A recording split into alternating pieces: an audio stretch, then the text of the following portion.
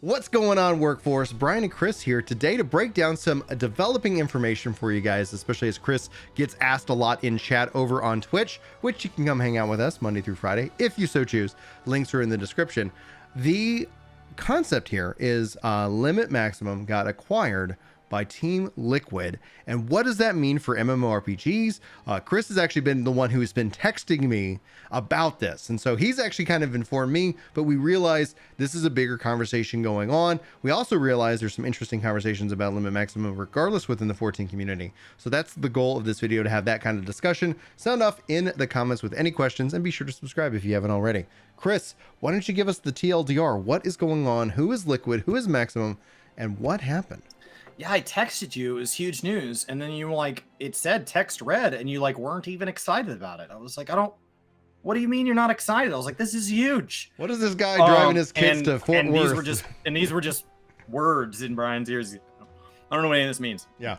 So, Team Liquid is an esports team. That's what it is. And so when you think about like FaZe Clan and some of these, like these big names that you hear that maybe play games that you don't play, or you see them plastered on jerseys that, maybe you can get an emblem to support in a game or something like that, or you see it on jerseys you can buy, or when you're at a convention or whatever. Maybe you do watch esports, maybe you don't. But traditionally, it's been in PvP-based games. It's been in RTSs, FPSs, MOBAs, these games where it is a player against a player and somebody triumphs. And Team Liquid has already said they're interested in getting into covering like MMO PvP, but traditionally MMORPGs have been covered by MMORPG-based things, companies like Method and Limit and Echo on the WoW side of things, which is substantially more developed. The world first races get way more eyeballs. They're longer, they're bigger. The game's been doing them a lot more often, a lot longer than any other game, really. So they tend to get a lot more coverage. But like Frosty TV's coverage is brilliant, covering the Final Fantasy one. And so like, it's nice to see Final Fantasy coming into its own in that way, but it really doesn't have that connection. And even when you see something big, like the Balance Discord, I think now has like a relationship with Icy Veins. Icy Veins at the end of the day is like a gamer escape for the WoW side of things. So it's still MMO centric. It's not spanning beyond that. Gamer Escape has like a Final Fantasy 11 side of their wiki. Like they're not branching out and covering like, okay, but where do I go? And, how do I level something up in like Counter-Strike or something just drastically different? They're not touching any of that. Right. So Team Liquid has, I guess, absorbed is the word, Limit, who was paired with Complexity. And that is the equivalent. They're a world first guild. They lost the last world first race, but they're a world first guild in WoW. They've been about 6 years old, and they got absorbed in, and their owner, Max, who is the streamer, he was on the team that did all of the limit clears in 14. He's the face of it all. He actually was given an equity stake in Team Liquid. Okay. And so this is a massive move when you talk about something the size of Team Liquid, and what that means for MMORPGs, right, going into like being part of the stable. When you talk about things like FaZe Clan being like a publicly traded esports team. And that's really where I was going to about to talk about and get to with you, because essentially equity is only valuable if you sell or if it becomes kind of a publicly traded asset. And we've seen FaZe go into this. And so from a content creation perspective, we're even seeing kind of new markets emerge about buying in shares of like channels and content creators. And so that's essentially what happened with FaZe. Most likely that's probably what they're hoping to move into with Liquid. And that's just more eyeballs on this kind of solidifying this kind of creator economy. And what's good about this in my mind, because at the end of the day, like I'm not getting paid by any of this, like it's just there's a curiosity. But what's good about this in my mind is that it does show that there are people who are willing to make investments in MMORPGs. It's even outside of the making of the games themselves, which then can elevate the genre as a whole in theory, and thus get more eyeballs and thus get more investment. And then ultimately kind of having this, economic cycle of, people are playing MMOs, people are investing in MMOs, and whether you're into content creation, watching content creation, making it, or just playing the games, that everybody in an interesting way is having some kind of relational benefit from that. altogether. How big is Team Liquid? Like when you bring up something like FaZe Clan, like is there a comparison in terms of like, oh, they're 1/10 the size, or they're 1/100th the size, or oh wow, they're, you know, like I have a hard time kind of visualizing it in my mind, especially with like FaZe Clan. We've seen, and also 100 Thieves, we've seen like these big mega content creation corpos like come out of this in and of itself. And so yeah, according to Forbes, they were last valued at $310 million for Liquid. That's what it said here. 310. I don't even know how that's right. I literally don't know how that's right. $310 million. Yep, and that puts them in the third biggest. That's so massive. TSM's worth 410 million. Cloud9's worth 350. Team Liquid at 310. FaZe at 305. 100 Thieves down at 190. Then we go to 180s, 170s, and they know they're failures. Like it just, so like we're talking serious bucks here. This is a huge amount of money in this. It's a ridiculous amount of money. Yeah. You were talking about esports teams that are worth more than like household name gaming companies within like the smaller studios and things like that. Like you're talking about an esports team that is worth more than at least a gaming, like a dev studio, maybe not a publisher, but a dev studio. Like it is nuts how much these things are worth and how much they trade in. So what does this then mean to you? Team Liquid's been around a long time. In terms of Final Fantasy, right? Because Max is, they've been doing Final Fantasy 14 rating, and some of the drama that I've actually been seeing pop up in my feed. Drama? I heard it was universally well received the entire way through start to finish.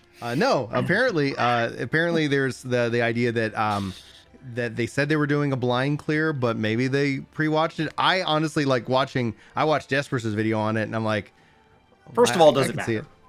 For me, it doesn't. We know when they were doing Pandemonium Savage, they were blind. Right. Because they were blind. And they cleared P1. They were like in the top like 6 guilds in the world to publicly be documented as having cleared P1. So like that was a legit. To answer the question, I don't give a shit. It doesn't matter. But like, second of all, like if their goal was to prep for Pandemonium, what advantage would they have in cheating? Because you can only be blind once. Right. So if you're at home, so imagine you and I are we're gonna go lift weights together to see who's the strongest. Yeah. And at home, you've got fake weights that you bought off Etsy, and you're sending me videos of you benching 600, 900, 200 pounds, and you're like, look at me. Okay, but like the competition shows up, and then you and I sit down, you're not gonna be able to do anything. Right. It's like it doesn't benefit you, and it immediately comes out as a lie. When you get to the world first. What place do they place in Pandemonium? I don't know what they placed. Their goal for Pandemonium as their first race as WoW players was to be in P4S at the same time that the P4S World First Clear happened. And they were inside P4S before the P4S went down. Mm-hmm. The first 3 P4S clears were all teams that don't stream. And so fourth place was the first one that's live like that. So they would really be competing it for 4th. I don't think they were anywhere close to that. So they do learn well, they do play well. And so a lot of the drama has been centered on like, are they faking it? Remember, they had like 15,000 people watching them. And so like when they were on E12S regularly, if you sat in that chat, people would come in, they go, hey guys, just got here. Do they know there's a secret phase? Okay, well, if they didn't, they do now. And that's being stated every 30 seconds for 6 hours. So like people are like, well, they weren't blind. How could they be? So like also their goal was to be blind. They said, please respect that we're blind, but like people aren't. They're like, they don't even know it's a stack. And like their mods are doing what they can. But like right. So we've both established kind of our opinion on it. Like, okay. Yeah, and especially like if they're, the goal is to get into true blind. So at the end of the day, I saw that, I was like, but it doesn't matter. Interesting, but it doesn't bother me whatsoever.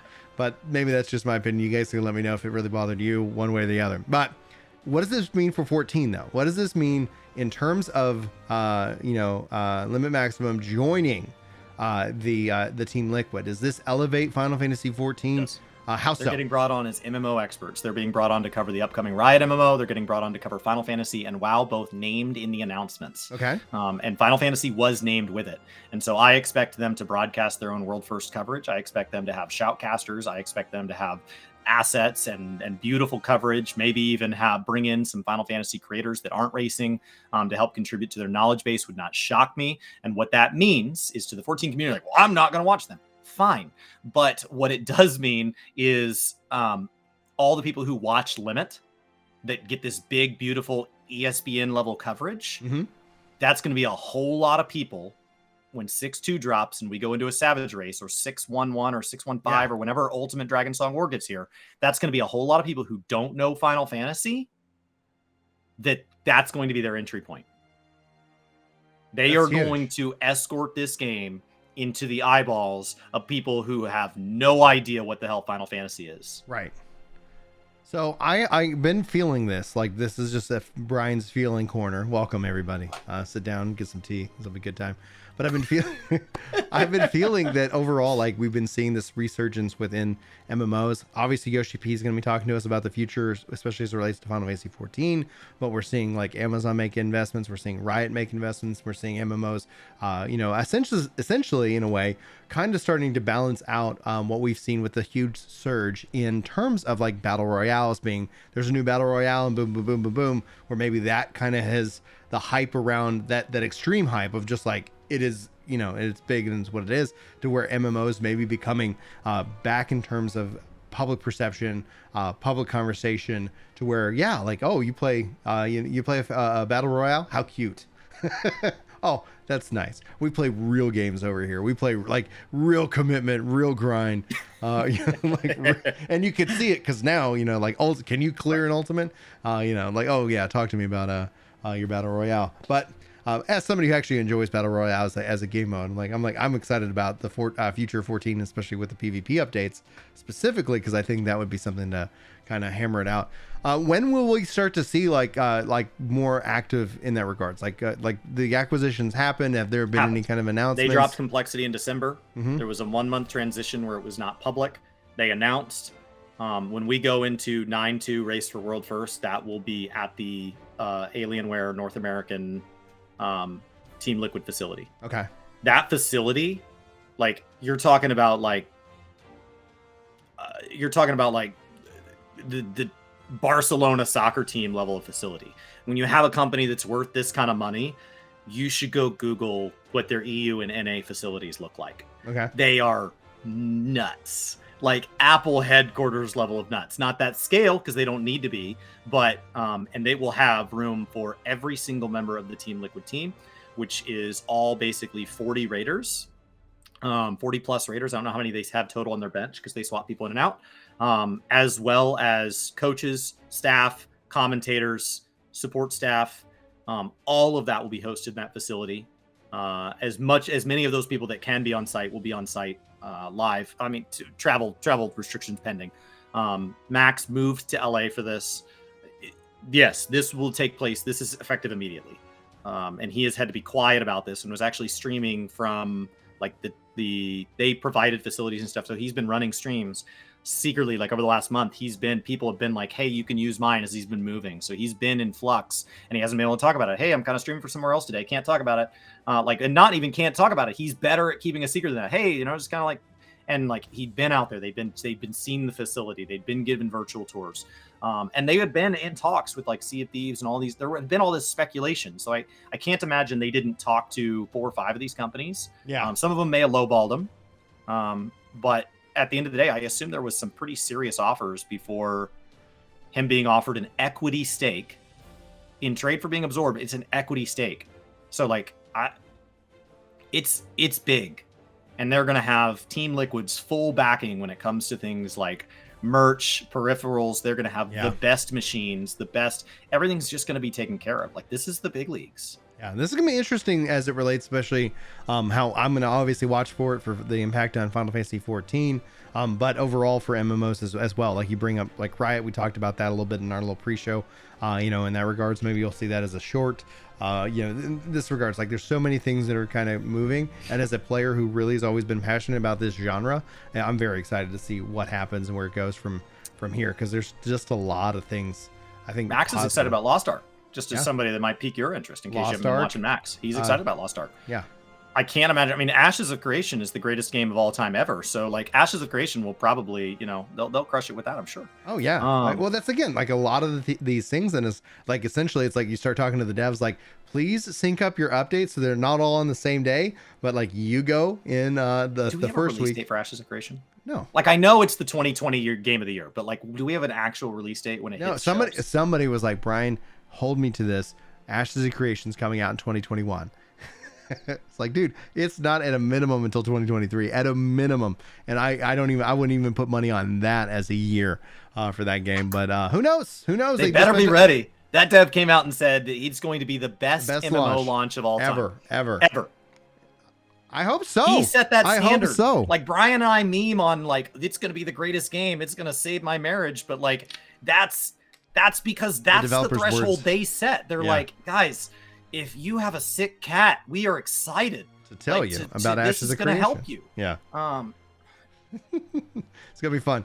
Well, guys, hopefully this was informative in terms of what it means for Limit Maximum, Team Liquid, Final Fantasy 14. Also, our thoughts, especially as it relates to quote unquote cheating, blind clears, and more. It's just like a big topic that it's like, yep, lots of things going on.